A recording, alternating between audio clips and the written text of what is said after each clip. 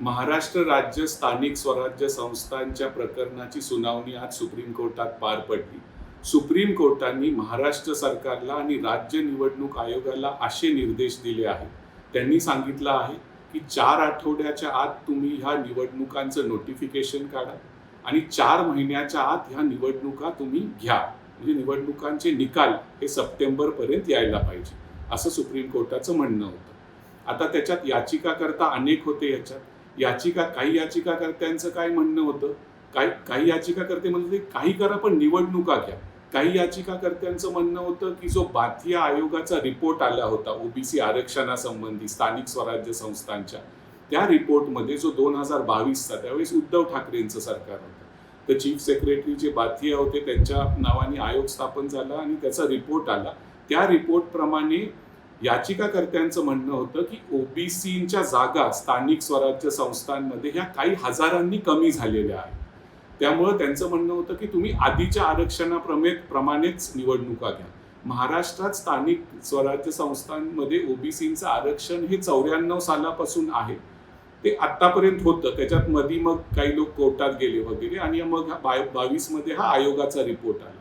तर आता आज कोर्टाने असे निर्देश दिले आहेत की जो बाथिया आयोगाचा रिपोर्ट आहे तो आमच्या समोर आहे, त्याच्यावर पुढे विस्तृत सुनावणी चालू राहील.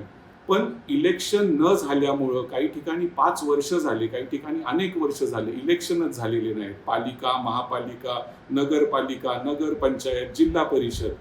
त्यामुळं लोकशाहीची गळचेपी होती, असे ओरल ऑब्झर्वेशन मौखिक टिप्पणी ही कोर्टाने केली. जस्टिस सूर्यकांत आणि जस्टिस कोटेश्वर सिंग यांच्या कोर्टाने. त्यांचं म्हणणं होतं की बऱ्याच ठिकाणी हे जे प्रशासक आहेत ते मनमानी कारभार करतायत. काही ठिकाणी जमिनींचा लिलाव होतोय कोणाला कॉन्फिडन्समध्ये न घेता, आणि त्यामुळं लोकप्रतिनिधी पंचायत राज हा आपला, माझ्या मते पण पंचायत राज हा आपला मूळ आहे. म्हणजे पंचायत राज पासूनच सगळं उगम होतं आणि मग सगळे पुढचे इलेक्शन होतात. जर तेच इलेक्शन रखडले गेले काही कारणास्तव, हे लोकशाहीसाठी चांगलं नाही. त्यामुळं कोर्ट म्हणलं की त्वरित हे इलेक्शन तुम्ही घ्या.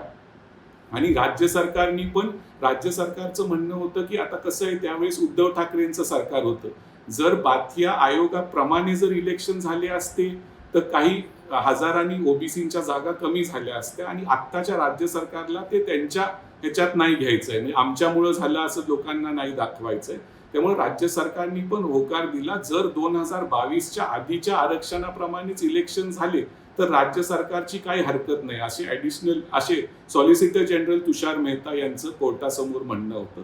तर कोर्टाने सांगितलं की तुम्ही त्वरित हे करा, 4 आठवड्याच्या आत नोटिफिकेशन येईल, 4 महिन्याच्या आत इलेक्शन पूर्ण होतील. आणि कोर्टाने असंही स्पष्ट केलं, काही ठिकाणी पावसामुळं किंवा काही दुसऱ्या कारणामुळे काही व्यत्यय आलं किंवा पुढे ढकलावं लागलं इलेक्शन, तर त्या ठिकाणासाठी राज्य सरकार किंवा राज्य निवडणूक आयोग हे आमच्याकडे परत येऊ शकतात आणि आम्ही त्या ठिकाणासाठी कन्सिडर करू वेळ वाढवायचा. तर आता तुर्तास तरी सप्टेंबरच्या आत निवडणुका पूर्ण व्हायला पाहिजे. 4 आठवड्याच्या आत नोटिफिकेशन येईल, शेड्यूल येईल आणि राज्य सरकार म्हणजे राज्य निवडणूक आयोग आपल्याला सांगेल की ह्याच्यात काय कसं ते कोणतं आधी घेतील, जिल्हा परिषद, पंचायत समिती, जे काय महापालिका, पालिका एकत्र घेतील, कसं शेड्यूल, ते टेंटेटिव्ह शेड्यूल येईल, म्हणजे नोटिफिकेशनच येईल आणि मग 4 महिन्याच्या आत निवडणुका घ्यायच्या आहेत.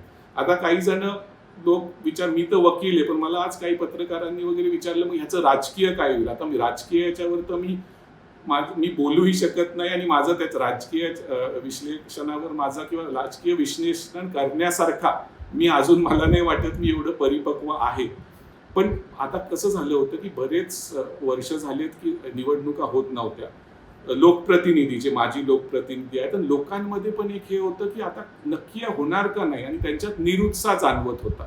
आणि पंचायत राज हे कसं आहे, ह्याच्यातूनच सगळं आपलं म्हणजे फॉर्म होतं, पब्लिक ओपिनियन फॉर्म होतं वेगळं. आता राजकीय ह्याच्यात कसं आहे, आता थोडी युद्ध सदृश्य परिस्थिती आहे, तर असं म्हणायला नाही पाहिजे, पण ह्याच्यात एखाद्या वेळेस सरकारलाही त्याचा फायदा होईल आणि आता सरकार म्हणू शकतं की आमच्यामुळे हे इलेक्शन होत आहे. जी जैसे थे स्थिती सुप्रीम कोर्टाने 2022 मध्ये लादली होती ती आमच्यामुळे उठली गेली आहे आणि ओबीसी आरक्षणाला आम्ही धक्का नाही लावला आहे, कारण बाथिया आयोग जो उद्धव ठाकरेंच्या वेळेस झाला होता त्याच्यात ओबीसींच्या जागा कमी करण्यात आल्या होत्या आणि आम्ही यशस्वी ठरलो आहे असं राज्य सरकार लोकांना सांगू शकेल की कोर्टाला आम्ही पटवून दिलं आहे की तुम्ही 94 ते 2022 मध्ये जे लोकल सेल्फ बॉडीचं ओबीसी आरक्षण होतं ते आम्ही टिकवण्यात यशस्वी ठरले आहोत. आता पुढे इलेक्शन मध्ये काय होतं ते आपल्याला माहित नाही.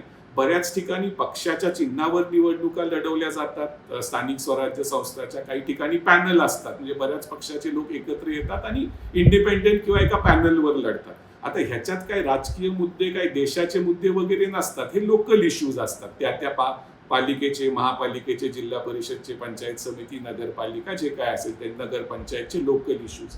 तर आता 4 महिन्याच्या आत इलेक्शन होतील. पावसाळ्यात सरकारला पण माहिती आहे, कोर्टाला पण माहिती आहे इलेक्शन होऊ शकणार नाही. त्यामुळे जून, जुलै किंवा ऑगस्ट मध्यापर्यंत तरी इलेक्शनची शक्यता कमी वाटते. पण ऑगस्टच्या दुसऱ्या आठवड्यापासून ते सप्टेंबर अखेरीसपर्यंत इलेक्शन हे नक्की होतील. जर त्याच्यात काही राज्य सरकारला काही एखाद्या एरियामध्ये किंवा कुठल्या पालिकेमध्ये, महापालिकेमध्ये, कुठल्या जिल्ह्यात वाटलं पावसाची परिस्थिती आहे, त्यावेळेस काही नवीन परिस्थिती उद्भवली तर ते कोर्टात जाऊन तिथल्या एरिया पुरतं ते टाइम वाढवून घेऊ शकतात. पण तुर्तास हे खूप लोकांना, आता लोकांचा इंटरेस्टच ह्याच्यातून निघून गेला होता. खूप आधीपासून विचारत होते लोक की कधी होईल निवडणूक, कधी होईल. पण आता शेवटी अचानकपणे का होईना असं वाटलं होतं की परत सुप्रीम कोर्टाला आता 23 मे ते 13 जुलै सुट्ट्या आहेत, तर परत हे लांबलं जातं का, दिवाळीनंतर होतात का. पण आता कोर्टाने स्पष्ट केलं आहे की सप्टेंबरच्या आत हे निवडणुका होतील ह्या सगळ्या. आणि तोपर्यंत आपल्याला सगळ्या स्थानिक स्वराज्य संस्थांमध्ये लोकांचे आपापले प्रतिनिधी तिथे असतील आणि लोकाभिमुख कामं आणि लोकांचे जे कामं होते, जे लोकांना वाटत होतं प्रशासकांमुळे होत नाहीयेत वेळेवर, त्यांना कोण ऐकत नाहीये, ते लोकप्रतिनिधींमार्फत लोक त्यांचे कामं हे करून घेऊ शकतील. आणि ह्याच्यातूनच आपली लोकशाही आहे जी अजून बळकट होईल. आता लोकांचा प्रश्न आहे की एवढे वर्ष मग कोर्टाला हेच जर म्हणायचं होतं तर आधी सांगितलं असतं. आता कसं झालं, याच्यात वेगवेगळे खंडपीठ होते. सुरुवातीला जस्टिस खानविलकर होते, ते रिटायर झाल्यावर जस्टिस रमन्ना सरन्यायाधीश होते, त्यांच्याकडे प्रकरण गेलं. त्यांनी सरन्यायाधीश चंद्रचूडांकडे पाठवलं आणि आता हे प्रकरण जस्टिस सूर्यकांत यांच्याकडे मागच्या काही महिन्यांपासून आहे. मध्ये त्यांनी दोन्ही बाजूंना विचारलं होतं आधीच्या तारखेला नक्की प्रकरण काय. ते दोन्ही बाजूंमध्ये खडाजंगी झाल्यामुळे नीट जजेसला समजलं नव्हतं. आज जजेस वाचून आले होते. आज हे खंडपीठ ऍक्च्युली 1 वाजेपर्यंतच बसणार होतं, पण तरी पण त्यांनी स्पेशली हे मॅटर 12:45 ऐकलं आणि जस्टिस सूर्यकांत यांनी स्पष्ट केलं की आता इथून पुढे हे इलेक्शन लांबू शकत नाही, लोकशाहीची गळचेपी होती आहे आणि अधिकाऱ्यांचा मनमानी कारभार चालू आहे, असं त्यांचं म्हणणं होतं. अशी मौखिक टिप्पणी होती. आणि आता इलेक्शन होतील, जे काय होईल ते जनतेच्या हातात आहे. आणि खूप दिवसापासून जी लोकांची, लोकप्रतिनिधींची, सगळ्यांची जी इच्छा होती ती आता पूर्ण होत आहे. आणि सप्टेंबरच्या आत, सप्टेंबरपर्यंत आपल्याला जो काही याचा निकाल आहे तो समजेल आणि 4 आठवड्याच्या आत नोटिफिकेशन निघेल. त्याच्यात बऱ्यापैकी शेड्यूल वगैरे समजेल. सरकार ह्याच्यावर मागच्या वर्षापासून काम चालू आहे त्यांचं बॅकग्राऊंडमध्ये. इलेक्शन, राज्य निवडणूक आयोग आणि सरकारचं म्हणजे वॉर्ड रचना किंवा हे, त्यामुळे असं काही त्यांना जास्त वेळ लागणार नाही. त्यांचं बऱ्यापैकी मसुदा तयार आहे. आणि आता इलेक्शन लवकर, डेट्स पण आपल्याला कळतीलच 1 महिन्याच्या आत, आणि 4 महिन्याच्या आत या निवडणुका संपन्न होतील.